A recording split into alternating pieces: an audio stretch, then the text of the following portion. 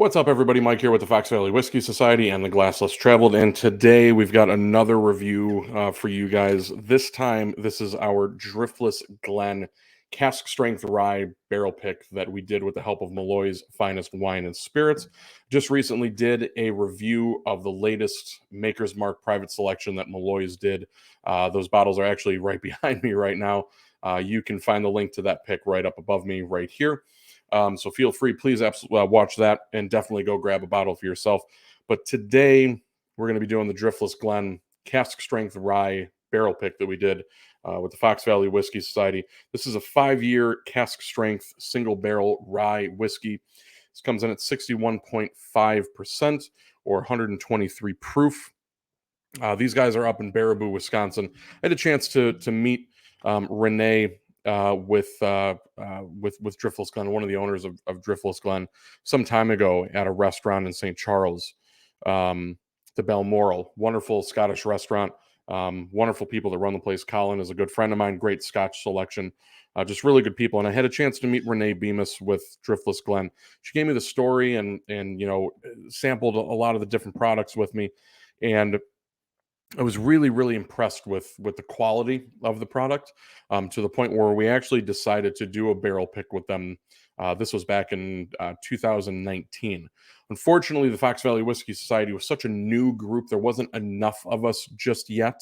And unfortunately, the barrel pick fell through. We weren't really able to do one, but I've always kept them on my radar. Moving down here to South Carolina, we do have Driftless Glen on the shelves down here. But it's always been one that I love to keep on my shelf. Their bourbon, their rye, really anything that they come out with, even their gin is fantastic. So when Malloy's approached us and said, would you guys like to do a barrel pick with Driftless Glen? Immediately, it kind of, I was reminded of the time that we already tried to do a barrel pick with Driftless Glen and it didn't work. Fortunately for us, that was almost 3 years ago now. And our group has grown from, at that point, we had about 100 members. Right now, we have a little just shy of 3,000 members. We have even more email subscribers. So when we decided to finally pull the trigger on another Driftless Glen pick, we knew exactly what we wanted to do. The rye being my favorite from them, and when we sampled the product, everybody was very impressed with the rye. So this is actually going to be a fresh crack. This bottle just came in this morning. Last time I tried it was when I sampled it about 3-ish, maybe 4 months ago. So this is going to be a great reminder of this whiskey. Obviously, little biased opinion here. Of course, I love it, but I'm just going to give you guys some tasting notes on it.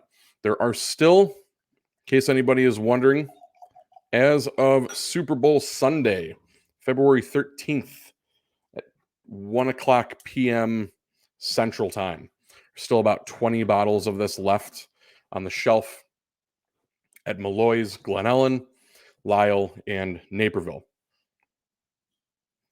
So you can see color on there is just this really deep amber, almost hinting on a ruby red.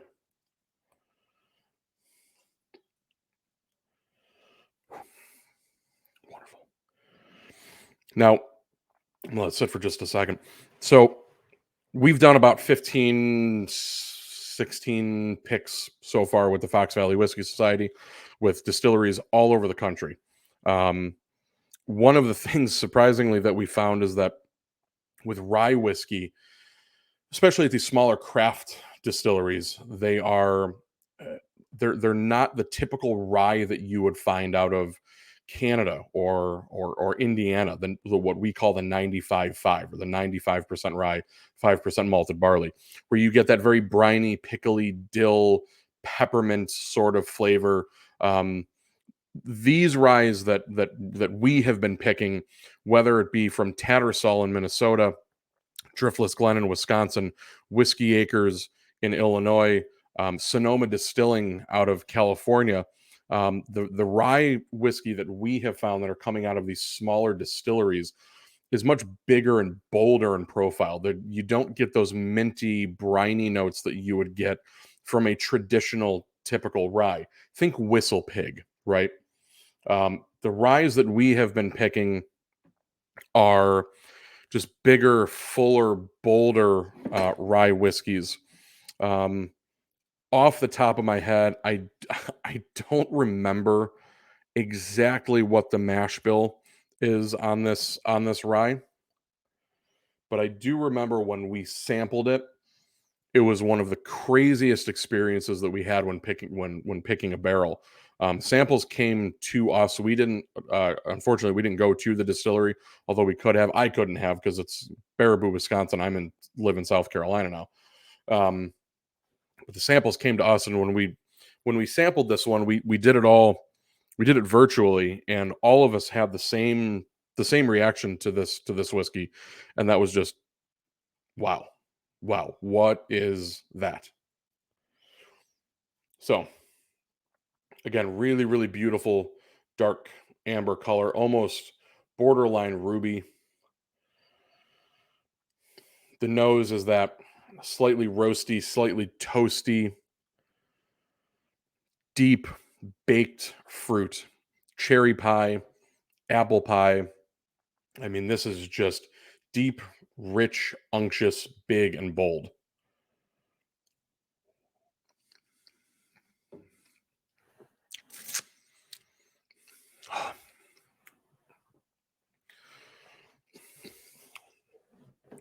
All that comes flooding back to me.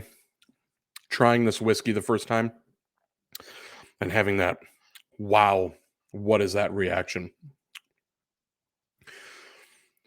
There's a licorice, like a black licorice in there, like clove, star anise, but it's sweet. It's not that gross black licorice taste that I hate black licorice, but there's this sweet licorice, fennelly, star anise kind of taste. Lots and lots of dark, deep red fruits, berries, apples.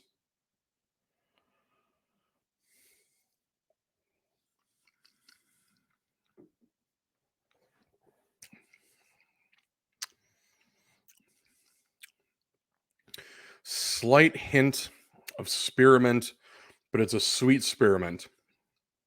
It's not a stingy, overly overly aggressive spearmint. There's an herbaceousness to this. It's just so big and bold and full that it kind of begs for that second sip to go in and say, "Wait, what am I missing on that first or second sip? What else can I pull out of there?" The finish, I mean, it coats the mouth. I mean, it tingles all over. It almost has this peppery sensation if you were to take like a black pepper and just kind of fill your mouth with it. It just has this little tiny pinprick feeling all over your mouth. My I can feel it in my teeth, my gums, my cheek, roof of my mouth. Um, Again, this is one of those, unlike some other reviewers that will say, "Oh, well, this would go great in a cocktail." Um, I, I feel that the better the spirit, don't drown it out in a cocktail. Drink it neat or drink it over ice. But if you are going to make a cocktail, use the best possible spirits that you can. Just like in cooking, the better the ingredients, the better the outcome. So if you have a really bad product, say, "Oh, well, it would be really good in a cocktail." Well, then it's just going to make a gross cocktail. The better the ingredients, the better the outcome. I like to drink my whiskeys. I like to drink most of my spirits just the way they are, straight out of the bottle, maybe over some ice. This for me, I wouldn't even, maybe an orange peel, a lemon peel, right in a rocks glass with a nice big fresh cube of ice, just to help tone down some of those big bold qualities that it has. I think the lemon or an orange peel would really help bring out some of that floral sweetness that you get, or some of that big, bold herbaceousness.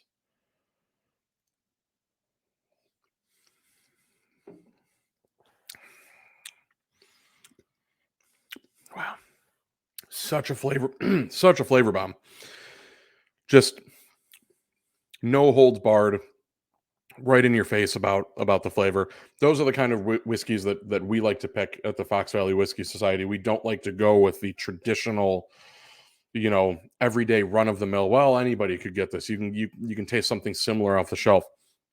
We want something that is big, it's bold, it's rich, it's in your face, it stands out, so that when people come over, or you have a bonfire, or you're having people on your patio or whatever, you want to put this bottle down and say, you want something cool and special and unique, try this. This is definitely that bottle for me, along with many of the other barrel picks that we have done, and very likely many of the other barrel picks that we have to come out in the future.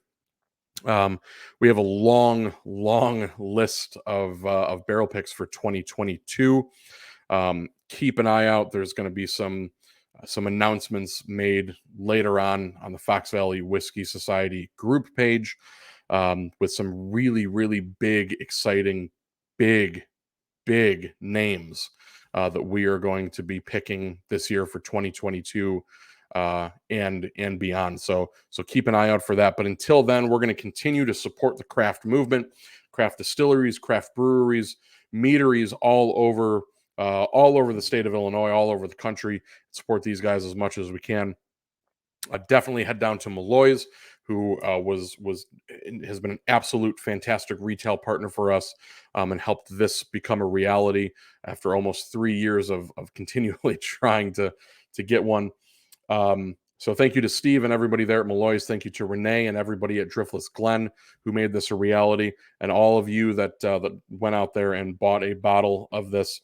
There's still a handful left at Lisle, Naperville, and Glen Ellen Malloy's, so definitely go and grab a bottle. There's only about 20 left, so they're going to be going pretty quick. Everybody have a wonderful week. Time of filming this, it is Super Bowl Sunday. It is 2 p.m. Eastern Time. Go Bengals. We'll see everybody.